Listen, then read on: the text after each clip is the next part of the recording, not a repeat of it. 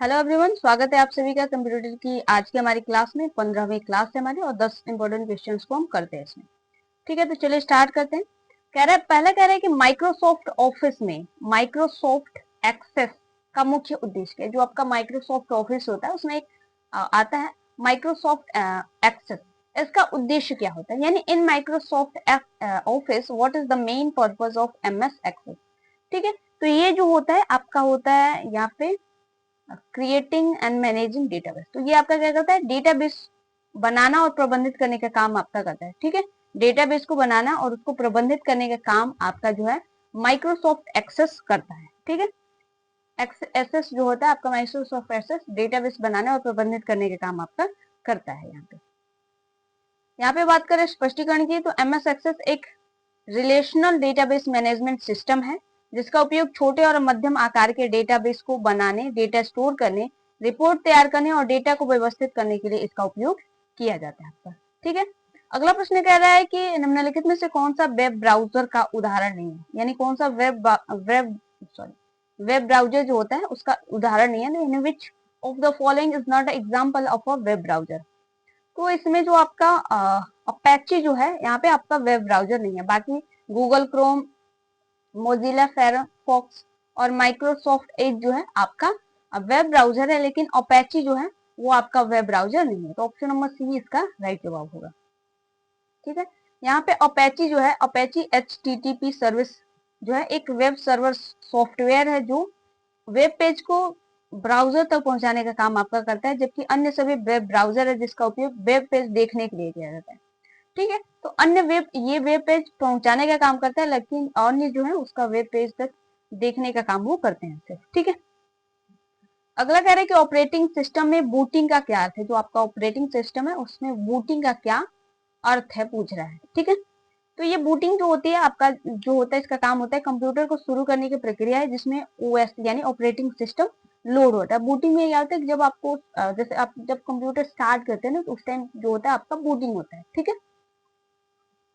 यहाँ पे बूटिंग वो प्रक्रिया जो कंप्यूटर को पावर ऑन करने से लेकर ऑपरेटिंग सिस्टम तक पूरी तरह से लोड करने और उपयोग करने के लिए तैयार तक चलता रहता है। जैसे आप कंप्यूटर जब शट डाउन करके रख देते हैं या फिर जब स्टार्ट करते हैं तो उस टाइम पे जो आपका प्रोसेस चलता है वो आपका बूटिंग कहलाता है। कह रहा है कि सीडी रोम का पूर्ण रूप क्या है, full form of CD ROM पूछ रहा है कि इसका पूर्ण रूप क्या होता है। तो सीडी रोम का आपको भी पता है कि फुल फॉर्म क्या होता है, तो compact disc read only memory होता है। क्या होता है, compact disc read only memory होता है। ठीक है, यहाँ पे ध्यान रखना है कि रीड ओनली मेमोरी है, compact disc read only memory जो होता है इसका पूर्ण रूप होता है।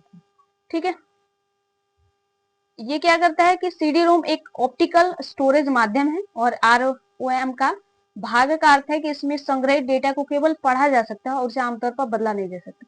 यानी रीड ओनली इसमें मिलता है आपको, उसमें चेंजेस एडिट करने का आपको उसमें कोई ऑप्शन नहीं मिलता है। ठीक है, कह रहा है कि एमएस वर्ड में किस टेक्स्ट को इटैलिक यानी तिरछा करने के लिए एक शॉर्टकट की का यूज किया जाता है। तो आपको पता है कि ऐसे जो लिखा जाता है आपका ऐसे तिरछा करके, तो कंट्रोल प्लस जब आप आई डालते हैं ना तो इटैलिक आता है। ठीक है, कंट्रोल प्लस आई आपका इटैलिक वर्ड के लिए यूज किया जाता है। ठीक है, कंट्रोल प्लस आई जब करते हैं तो कंट्रोल प्लस इटैलिक में चला जाता है और बोल्ड करने के लिए आपका कंट्रोल प्लस बी होता है और अंडरलाइन करने के लिए ऐसे अंडरलाइन जो चलता है ना आपका नीचे तो कंट्रोल प्लस यू आपका क्लिक किया जाता है। ठीक है,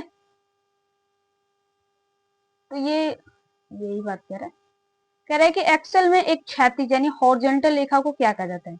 जो एक्सेल होता है उसमें जो आपका हॉरिजॉन्टल होता है उसको आप क्या कहते हैं, तो उसको बोलते हैं हम पंक्ति, रो बोलते हैं। ठीक है, हॉरिजॉन्टल जो लाइन होती है आपका उसको रो बोलते हैं। एक वर्टिकल लाइन होती है, एक हॉरिजॉन्टल लाइन होती है। ठीक है, एमएस एक्सेल में डेटा को ग्रिड में व्यवस्थित किया जाता है। पंक्ति यानी रो को क्षैतिज रूप से चलता है, जबकि जैसे उसे उन्हें 1 2 3 4 द्वारा लेबित किया जाता है, जबकि स्तंभ यानी कॉलम का उदाहरण होता है। ऐसे ऐसे एक रो, ये रो हो गया और ये आपका कॉलम हो गया। ठीक है, तो ये और बीच का जो बचता है वो आपका सेल होता है। ठीक है, अगला कह रहे हैं कि वर्म किस प्रकार का मेलवेयर है। जो आपका वर्म है वो किस प्रकार का मेलवेयर है ये कह रहा है। तो जो आपका वर्म होता है वो आपका एक स्टैंड ऑन प्रोग्राम में नेटवर्क के माध्यम से खुद को दोहराता है। ठीक है, स्टैंड ऑन प्रोग्राम में ये खुद को क्या करना है, दोहराने का काम करता है। तो ये किस प्रकार का मेलवेयर है, ये एक वर्म को होस्ट फाइल की आवश्यकता नहीं होती है, यह नेटवर्क से दूसरे नेटवर्क तक स्व प्रकृति यानी सेल्फ रेप्लिकेटिंग द्वारा फैलता है और अक्सर नेटवर्क संसाधनों को धीमा या क्रैश कर देता है। तो ये भी ध्यान रखना है कि एक क्रैश वगैरह करने का काम करता है। अगला कहता है कि प्रोग्रामिंग में लूप का मुख्य उद्देश्य क्या होता है। जो लूप होती है, आपके जो लूप्स होते हैं, आपको ये पता है कि प्रोग्रामिंग में लूप्स चलते हैं, तो उसका उद्देश्य क्या होता है, ठीक है, जो लूप्स का यूज क्यों किया जाता है इसमें। तो ये निर्देशों को एक ब्लॉक को बार बार निष्पादित किया जाता है, ठीक है, निर्देशों की एक ब्लॉक को बार बार निष्पादित इसके माध्यम से किया जाता है, लूप के माध्यम से किया जाता है। लूप जैसे फॉर अ व्हाइल प्रोग्रामिंग में उपयोग किया जाने वाला एक कंट्रोल स्ट्रक्चर है जो किसी शर्त यानी कंडीशन के सत्यापन होने तक निर्दिष्ट संख्याओं के कोड के एक हिस्से को दोहराने का काम आपका करता है। अगला कह रहा है कि बारकोड रीडर किस प्रकार का उपकरण है, यानी what type of devices is a barcode reader. आपका जो बारकोड रीडर होता है किस प्रकार का डिवाइस है, तो ये आपका इनपुट डिवाइस है। किस प्रकार का डिवाइस है, इनपुट डिवाइस है। ये ध्यान रखते हैं कि जो बारकोड रीडर होता है आपका इनपुट डिवाइस होता है, ठीक है, ये सिस्टम को आपको देता है।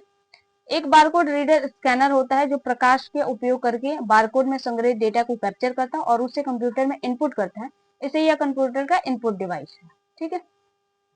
कह रहा है कि इंटरनेट पर किसी वेबसाइट तक पहुंचने के लिए डीएनएस यानी डोमेन नेम सिस्टम का क्या अर्थ है, ठीक है। तो डोमेन नेम जो आपका होता है, डोमेन नाम, यानी जैसे ये http स्लैश करके www.com, ये ठीक है, ये जो है आपका ये आईपी एड्रेस में बदलने का काम आपका करता है। जो डोमेन नेम होता है वो आपका आईपी एड्रेस बताता है, यानी कहाँ से ये चीज आपकी हो रही है ये बताने का काम करता है।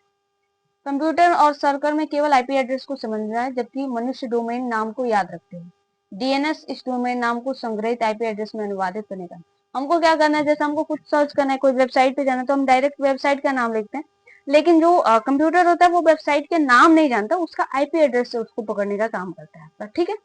तो आईपी एड्रेस वो यूज करते हैं और हम लोग क्या करते हैं, वेबसाइट का नाम यूज करते हैं, ठीक है।